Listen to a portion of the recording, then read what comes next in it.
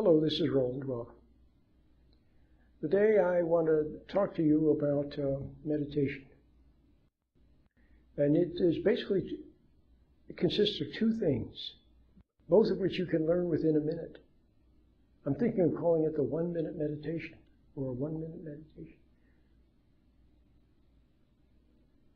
And it consists of becoming aware of your hands, so that your hand or hands tingle a little bit. When you become aware of your hands, they tend to tingle. Let's see if I can describe it to you. As I'm sitting now in this nice little conference room at the library, it's very quiet. And I'm sitting in the present. In other words, I sense that I'm in the present. I'm not lost in thinking. I'm not lost in worrying about the future or planning for what I'm going to do. I'm not lost in the past, either with nostalgia or regret or thinking about what he said or what she said. I'm just sitting quietly in the present and appreciating the present. There's beauty in the present. There's calmness in the present. There's stillness in the present. And I become aware of my hands. As I'm sitting here right now, I'm becoming aware of my hands. I have both of my hands resting on my knees. Okay, my elbows are on the arms of the chair, and my hands are on my knees, and I've become aware of my hands. So when I do so, they tingle just a little bit, just a gentle tingling.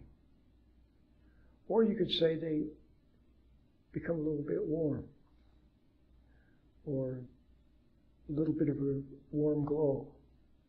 Or you could say that you feel them filled with life energy, with warmth, with life energy. And that's a very nice thing to do, practice that.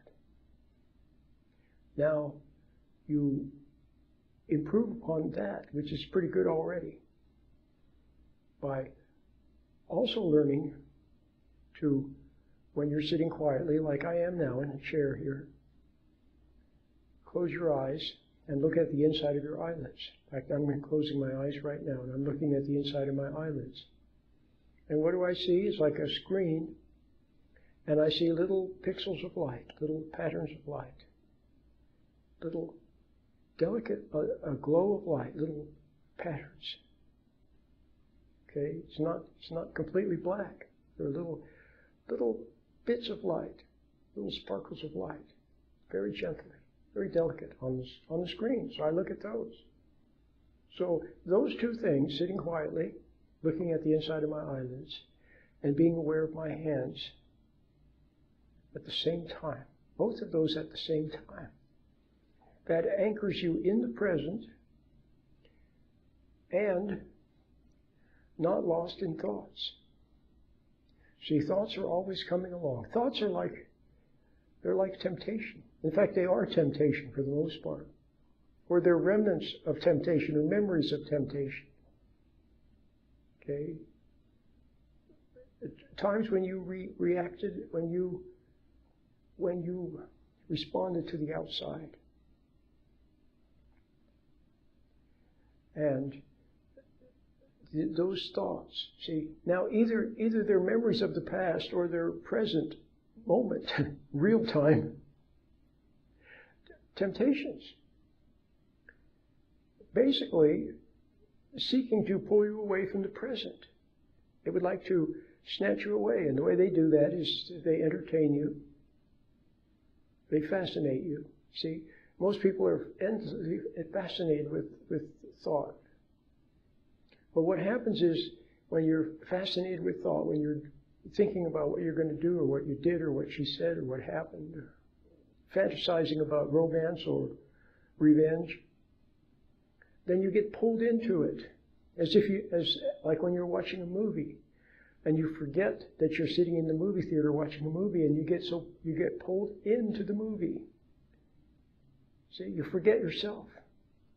Well, we do that all the time. We do that with television, with music, with food, with everything.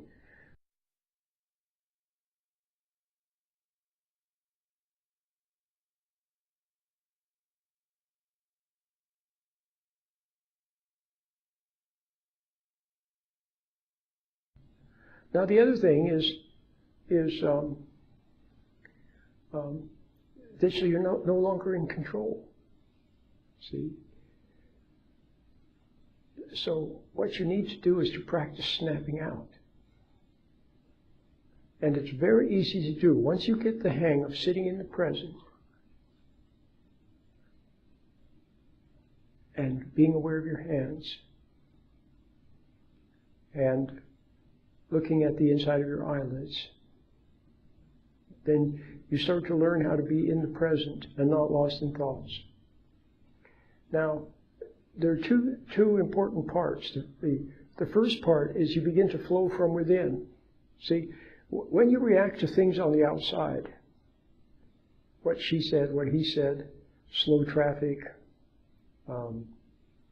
people's looks, what they say.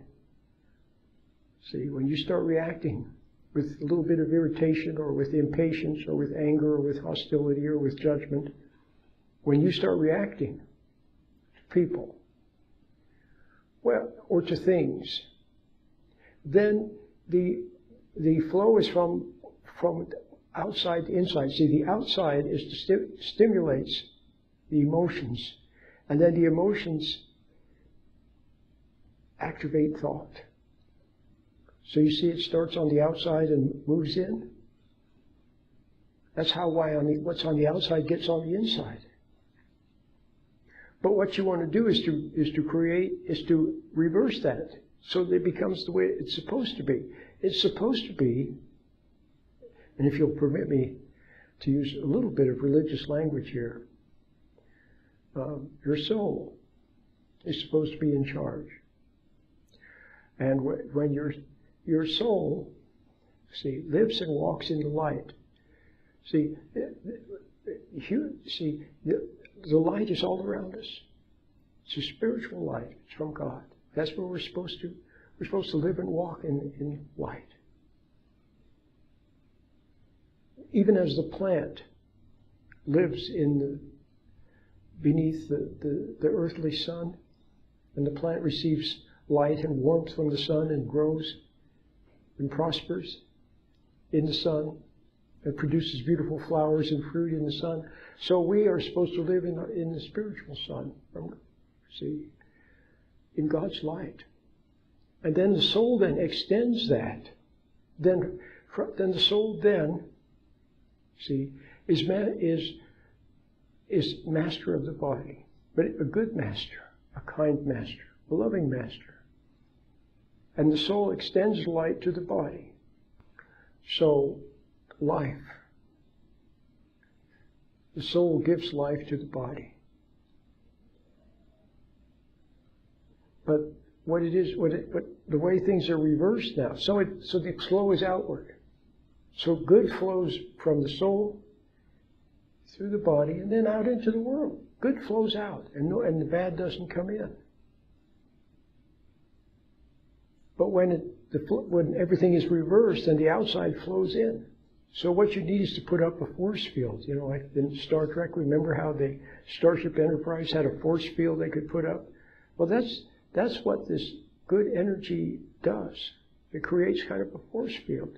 Keeps the outside on the outside, doesn't get in. See? Well, that's the way you have to live and move and have your being, from within. Then you're self-impelled, self-motivated. See, and the warmth that your body needs and the life that it needs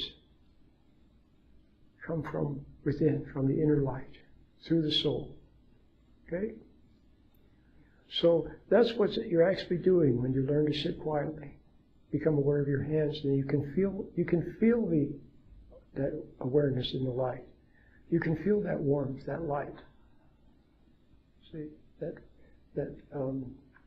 life fulfillment. See, touch your body. See? That's what you need. And once you learn how to do this, then the rest of your life will be spent just noticing how you get lost in thoughts and snapping out. You'll see how improper thoughts seek to snatch you away, seek to grab your attention, pull you away. You'll simply see that that's what's happening, and then it won't happen because your soul observes it. You're just observing. Then you learn how to observe what's happening in your mind. Now you don't even know what's happening in your mind because you're lost in it. You get pulled into it. You need to be able to stand back and observe. That's what the meditation really helps you to do. So you learn how to live and move and have your being properly. See, the way the good Lord intended. Before you fell. Before you were pulled off base, before you were emotionalized, before you were upset, which happened a long time ago when you were a little child. Now you must learn to refine your inner ground of good and flow from it. See? And then and learn just then to observe. Just go through life as an observer, observing. And what's in your mind you can also observe. See? So, I'm going to make an end to this little video. I hope you enjoyed it.